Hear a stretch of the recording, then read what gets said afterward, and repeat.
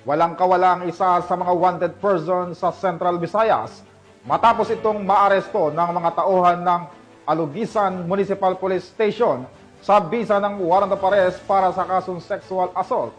Yan ang tinutukan ni Patrolwoman Nikia Cañedo.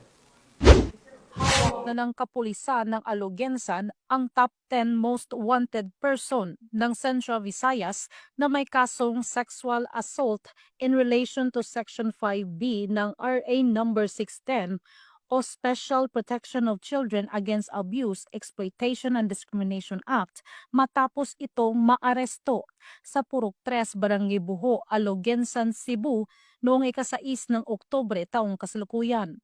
Kinilala ni Police Captain Leovel E. Singson, officer in charge ng Alugensan Municipal Police Station, ang wanted na suspect na si alias Glicero, 61 anyos na residente ng nabanggit na lugar.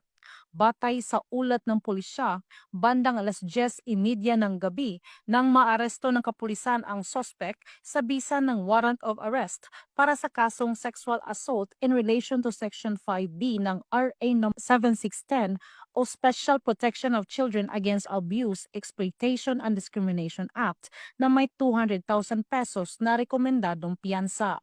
Kasalukuyang nasa kustodiya ng Alugensan Municipal Police Station ang suspect para sa dokumentasyon at tamang disposisyon.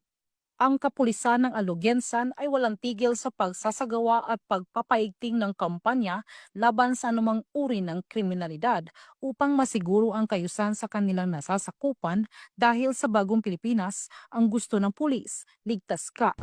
Mula dito sa Central Visayas, ako yung Police News Network Correspondent, Patrolwoman Nikia Cañedo, alagad ng batas, tagataguyod ng balitang pulis.